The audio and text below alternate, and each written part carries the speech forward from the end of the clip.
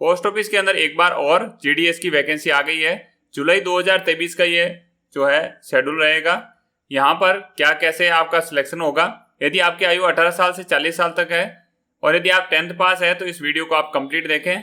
क्या नोटिफिकेशन है, उसके अंदर कौन कौन सी शर्तें हैं, सारी चीजें मैं आपको इस वीडियो के अंदर डिक्लेयर करूंगा। वीडियो थोड़ा लंबा होगा लेकिन आप इसको कंप्लीट जरूर देखें, जिससे कि आपको किसी प्रकार की आगे कोई दुविधा नहीं हो। पोस्ट ऑफिस की इस नोटिफिकेशन में आपको BPM, assistant branch post master यानी एबीपीएम और डाक सेवक बनने का मौका मिलेगा। तीनों ही पोस्टें लगभग समान है और तीनों के अंदर अलग अलग कार्य यहाँ पर थोड़ा होता है। यहाँ पर 3 अगस्त से आपका फॉर्म भरना शुरू हो जाएगा। अंतिम तारीख यहाँ पर रहेगी 23 अगस्त 2023। उसके बाद में 24 तारीख से लेकर 26 तारीख तक 3 दिन आपको करेक्शन करने के लिए मिलेंगे और उसके बाद में आपका यहाँ पर एप्लीकेशन लॉक हो जाएगा। यदि आप बीपीएम पोस्ट के लिए आवेदन करते हैं तो आपकी सैलरी 12,000 से शुरू होगी, जो कि 29,380 तक जा सकती है। और एबीपीएम और डाक सेवक दोनों को सेम सैलरी मिलती है। यहाँ पर 10,000 की सैलरी उनको मिलने वाली है। ब्रांच पोस्ट मास्टर होता है मोटे मोटे तौर पर वह जो ब्रांच पोस्ट ऑफिस होता है, जो कि आपने देखा होगा कि गांवों के अंदर होते हैं, उनका इंचार्ज होता है। वहां पर उसको पोस्ट ऑफिस से संबंधित सारा काम करना होता है। यदि वहां पर एबीपीएम नहीं है तो उसको डाक डिलीवरी का काम भी करना होगा और इसके अलावा जो है उसको सारा काम जो पोस्ट ऑफिस या बैंक में होता है वो सारा काम यहाँ पर करना होगा। बीपीएम, एबीपीएम और डाक सेवक तीनों के लिए एक शर्त है कि उनको उसी गांव में रहना होगा जहां पर ब्रांच पोस्ट ऑफिस है और जहां उनकी ड्यूटी लगी हुई है, और इस प्रकार का डिक्लेरेशन भी उसको देना होगा। बात करते हैं असिस्टेंट ब्रांच पोस्ट मास्टर की। एबीपीएम का काम होता है बीपीएम की हेल्प करना और साथ ही पोस्ट ऑफिस की जो डाक आती है उस डाक को डिलीवर करना। इसके अलावा आईपीपीबी का काम होता है, जिसमें आईपीपीबी खाते में जमा करना, पेमेंट करना और अन्य प्रकार का जो भी कार्य होता है वो एबीपीएम को करना होता है। बेसिकली आप समझ सकते हैं कि बीपीएम का जो काम होता है वो ब्रांच पोस्ट ऑफिस के अंदर बैठ के करना होता है और एबीपीएम का जो होता है उसी गाँव के अंदर फील्ड का काम होता है।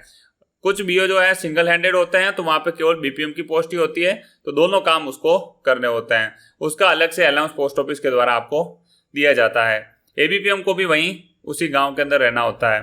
तीसरी पोस्ट होती है डाक सेवक की। डाक सेवक का काम होता है कि वह जो सब पोस्ट ऑफिस होते हैं या हेड पोस्ट ऑफिस होते हैं वहां पर उनको लगाया जाता है।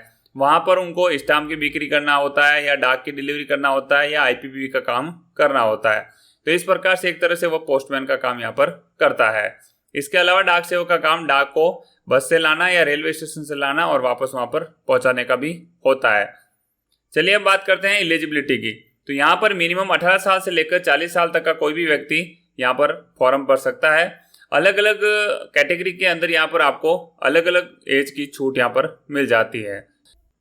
बात करते हैं एजुकेशन क्वालिफिकेशन की। तो यहाँ पर आपका 10th पास होना जरूरी है और 10th के अंदर आपके पास में मैथमेटिक्स और इंग्लिश ये दोनों कंपलसरी चीजें होनी चाहिए। यदि ये नहीं है तो फिर आप एलिजिबल नहीं माने जाएंगे। इसके अलावा आप जिस स्टेट के अंदर या जिस जगह पर फॉर्म भर रहे हैं वहाँ की जो भी लोकल लैंग्वेज होती है उस लोकल लैंग्वेज का सब्जेक्ट के रूप में आपका 10वीं के अंदर होना जरूरी होता है। इसके अलावा अदर क्वालिफिकेशन के अंदर आपको कंप्यूटर का नॉलेज होना चाहिए, साइकिल का नॉलेज होना चाहिए और इसके अलावा आपके पास में सैलरी के अलावा कमाई का कोई अलग जरिया होना चाहिए। ये तीनों ही डिक्लेरेशन आपको ज्वाइन होने से पहले पोस्ट ऑफिस के अंदर जमा करवाना होगा। अन्य भर्तियों की तरह यहाँ पर रिजर्वेशन की भी सुविधा होती है। एससी, एसटी, ओबीसी, ईडब्ल्यूएस और पीडब्ल्यूडी को यहाँ पर रिजर्वेशन मिल जाता है। चलिए हम बात करते हैं यदि आप एलिजिबल है तो कैसे अप्लाई करेंगे। तो यहाँ पर आपको इंडिया पोस्ट जीडीएस ऑनलाइन की वेबसाइट पर जाना है। इसका लिंक मैं आपको वीडियो के नीचे डिस्क्रिप्शन के अंदर दे दूंगा और वहां जाकर आपको सबसे पहले रजिस्ट्रेशन करना है। रजिस्ट्रेशन करने के बाद में आपको फॉर्म फिलअप करना हो। बढ़िया होगा कि आप किसी ई मित्र, वी सेवा या इस प्रकार का जो कंप्यूटर की सर्विस देते हैं, जो लोग कंप्यूटर का कार्य करते हैं, आपके गाँव में जो दुकानें होती है या सीएससी होता है, वहां पर जाकर इस फॉर्म को भरें। चलिए अब बात करते हैं सिलेक्शन कैसे होगा। यहाँ पर किसी प्रकार का कोई इंटरव्यू नहीं होगा, ना ही किसी प्रकार का एग्जाम होगा। यहाँ पर आपका जो 10th के जो परसेंटेज होते हैं उसी मेरिट के हिसाब से यहाँ पर मेरिट बनेगी और उसमें से आपका सिलेक्शन हो जाएगा। सिलेक्शन होते ही आपको मेल और एसएमएस मिलेगा। अन्य किसी प्रकार की सूचना यानी कि कोई डाक या इस प्रकार से कोई सूचना आपको नहीं दी जाएगी। तो ध्यान रखें, रिजल्ट सितंबर के अंदर आ जाएगा, तो आपको ये भी ध्यान रखना है कि आपको कोई एसएमएस या ईमेल मिल रहा है तो तुरंत आप उस पर कार्रवाई करें। टाइम निकलने के बाद में यहाँ पर आपकी सिलेक्शन के ऊपर कोई विचार नहीं किया जाएगा। यहाँ पर जो जिनको ग्रेडिंग पॉइंट मिलती है वहां पर ग्रेडिंग पॉइंट का इस प्रकार से मल्टीप्लिकेशन होता है कि उसको 9.5 से यहाँ पर मल्टीपल किया जाता है और उसी हिसाब से परसेंटेज यहाँ पर निकाले जाते हैं। तो उसी हिसाब से आपको फॉर्म भरना होता है। किस स्टेट में, किस जगह पर, किस जिले के अंदर कितनी पोस्ट हैं, इन सब की डिटेल आपको वेबसाइट के ऊपर मिल जाएगी। यहाँ पर फीस कितनी लगेगी, तो 100 रुपए की फीस आपको यहाँ पर देनी होगी। इसके अंदर भी जैसे फीमेल कैंडिडेट है तो उनसे कोई फीस नहीं ली जाएगी। SC ST और PWD जो एप्लीकेंट्स होते हैं उनसे भी यहाँ पर किसी प्रकार की फीस नहीं ली जाएगी। जब आपका सिलेक्शन हो जाता है तो आपको मार्कशीट चाहिएगी या जो बोर्ड का सर्टिफिकेट होता है वह चाहिएगा। इसके अलावा जिस कम्युनिटी से आप फॉर्म भर रहे हैं उस कम्युनिटी का सर्टिफिकेट भी आपको यहाँ पर देना होगा। और इसके अलावा आपको पोस्ट ऑफिस से एक मेडिकल सर्टिफिकेट मिलेगा, वो भी आपको वहाँ पे डॉक्टर के साइन करवा कर देना होगा।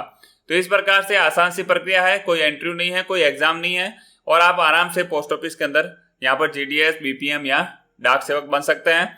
और उसके बाद में 3 साल के बाद में आप पोस्ट ऑफिस के अंदर इंटरनल जो एग्जाम्स होते हैं उनको देकर परमानेंट पोस्टमैन या परमानेंट डाक सहायक या GDS, MTS या फिर MTS यहाँ पर बन सकते हैं। आशा करता हूँ वीडियो आपको पसंद आया होगा। वीडियो को लाइक करें और अपने दोस्तों के साथ में शेयर जरूर करें। वीडियो को कंप्लीट देखने के लिए बहुत बहुत धन्यवाद।